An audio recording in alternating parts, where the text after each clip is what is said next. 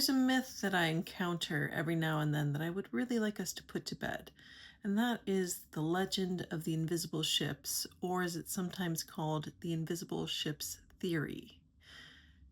This theory slash legend slash myth is untrue, harmful, and racist. So let's talk about it. So the legend slash theory of the invisible ships goes something like this. The first European ships to reach the New World land at some place where they've never seen ships before, and as the ships approach, the people who are on the beach see the ships, but because they've never seen anything like these ships before, they cannot understand what they're seeing, and so the ships disappear. And it's as if there are no ships because they're so strange to these people that they become invisible. Now, the Europeans and the Native Americans in these stories change, but I first personally encountered this myth while being forced against my will to watch the hot, vomiting mess of a movie called What the Bleep Do We Know? And this is it's to say this is a terrible movie does an injustice to terrible movies. It's a very, very dangerous movie, but also very poorly made and hard to watch. So luckily, it's got that going for it, because if it were entertaining, I would be really worried. But it did make the rounds in New Age circles in the early aughts, and I was staying at a hippie friend's house, and he put it on, and it felt impolite to mention that it was nonsense. But one of the pieces of this movie retells this story, and in this telling, it was Christopher Columbus. And it was hard for me not to take the telling of this story personally, because the people that Christopher Columbus met in the New World were my ancestors, the Taino. He met them not on the island that I'm from. I'm from Puerto Rico. My family's from Puerto Rico. But he met them on Hispaniola, which is present day Dominican Republic and Haiti. But it was the Taino who greeted him. And so it was hard for me to not take it personally, this idea that the Taino were so in awe and impressed and bewildered by these Spanish galleons that they literally could not see them.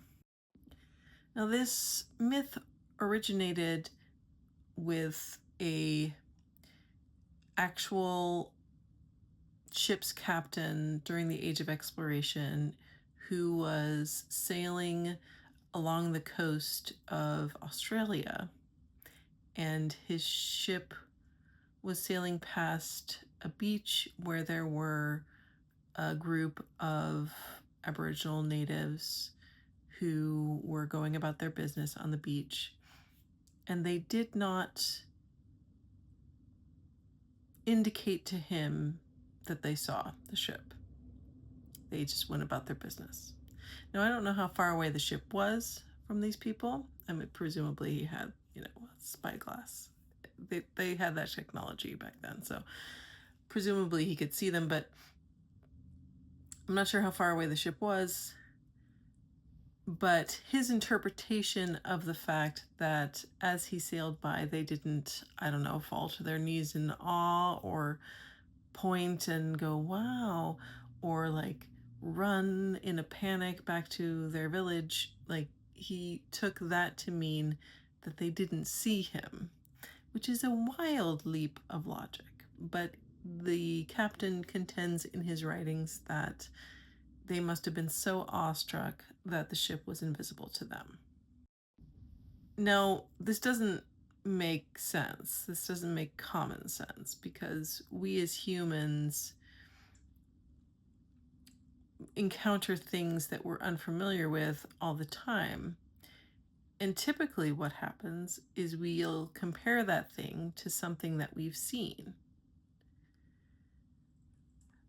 So, while it would make sense for the people who had never seen a Western ship before to maybe think that it was a sea creature, think that it was a tree, if they had never seen ships before, then I could kind of see that. But there's a problem with that argument as well. Because at least in the case of when people are telling this story about the Taino, and this is what I find really frustrating, they came to those islands on ships. They had ships. They weren't the size of a Spanish galleon.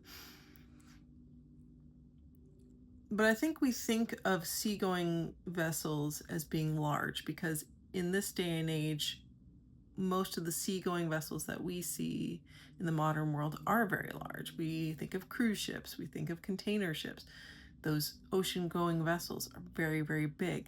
They were not that big in this time period. There were some ships that were pretty big, but they were kind of the size of, I don't know, like a bus.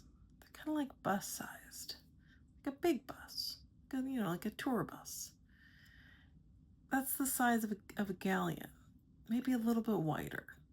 So think of like a wide load on the highway, like a double wide trailer going down the highway. That's the size of a Spanish galleon.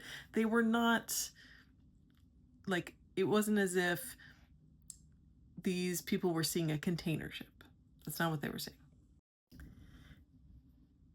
And what's so frustrating about this story is that it assumes that somehow these native people did not have ocean-going vessels and that they could not make the leap when they saw this particular vessel, that it was some sort of ship.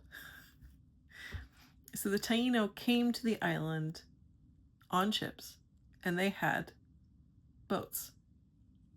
They had boats. So they see this thing on the water that's this floating piece of wood with sails. It has sails.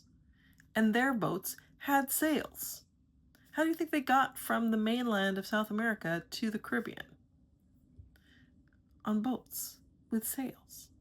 So,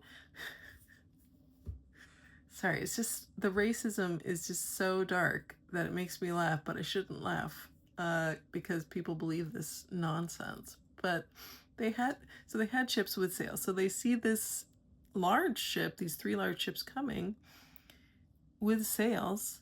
They're going to look at that and go, wow, that's a really big boat. That's a really big boat. And there's going to be these people on it who look different from them and who are dressed differently, who they've never seen before. And yes, that's going to cause some consternation, but it does not cause them to somehow not be able to see from the shock. So if you hear someone out in the world repeating this theory, please, please, for me, on my behalf, tell them that it's BS and they need to stop talking about it.